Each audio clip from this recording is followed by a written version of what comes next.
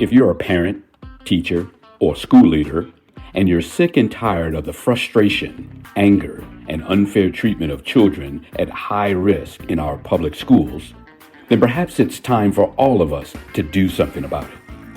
In this podcast, Dr. Amitra Berry brings you tips, tools, strategies, and tactics to build successful solutions while touching, moving, and inspiring all of us to transform our schools so that every child thrives. Here's your host, Dr. Berry. Martin Luther King Jr. said, "Injustice anywhere is a threat to justice everywhere."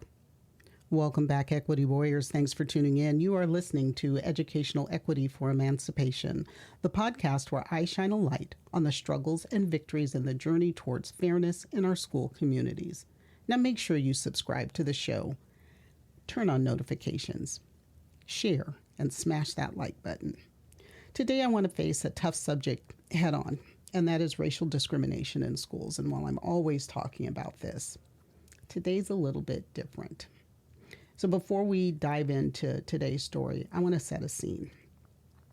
Racial discrimination in schools isn't just about hurt feelings. Racial discrimination is a barrier that can derail a child's future. It silences voices, and it reinforces a cycle of inequality.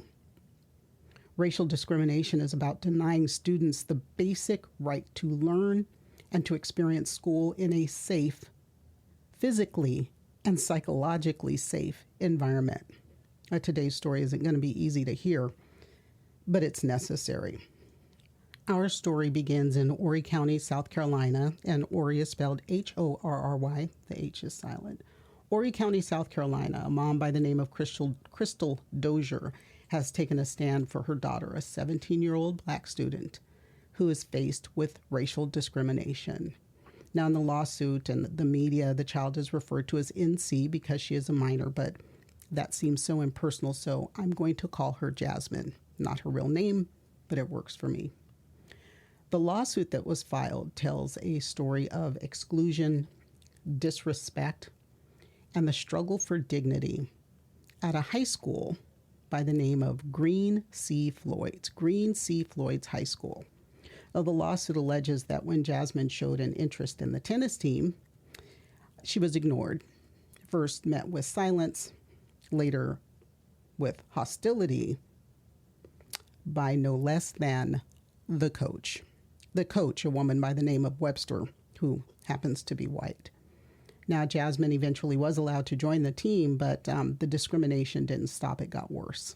This young lady, this athlete, this child, Jasmine, was laughed at by her coach when she asked how she could improve her skills. And Jasmine was used as target practice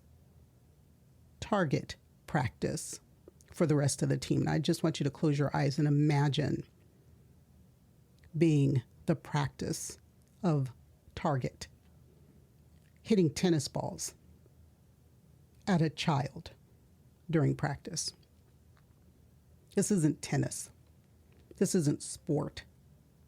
It sure as hell isn't coaching. It's cruelty. It's inhumane. What happened after that doesn't get any better. And this isn't just about the tennis team. It's about the right to be heard and treated fairly. So Jasmine approached her coach, Ms. Webster, to tell her she felt like she was being treated unfairly because of her race. Coach Webster didn't listen. She got angry. So Jasmine found herself in a tough spot. Didn't get any easier when an assistant principal by the name of Ms. Price and other staff got involved. Now, you would think that the principal and assistant principal would be a little more helpful, but they didn't listen to Jasmine's concerns. In fact, they made it seem like she was the problem. So, of course, Jasmine's mom, Mrs. Dozier, gets involved. She gets pulled in and then was cornered by the school officials who accused Jasmine of being aggressive when she wasn't. Aggressive. That's something that they always want to put on black girls, that they were aggressive.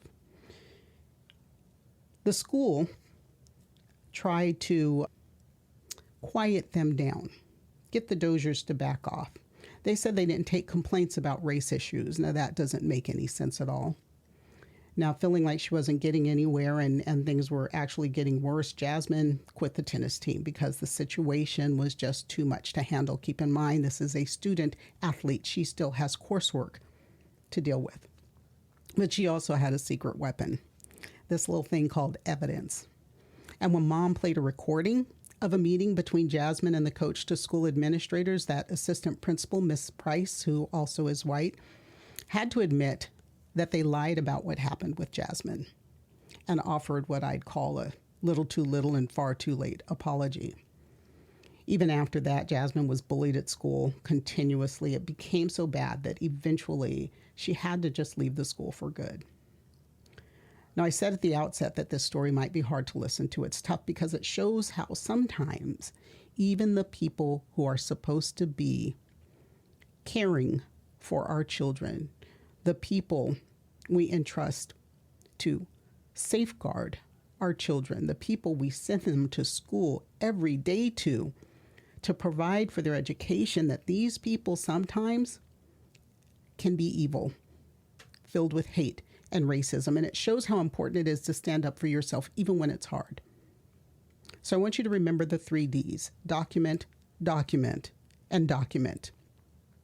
And then report. If you or someone you know is facing discrimination, keep a record of every incident, write it down.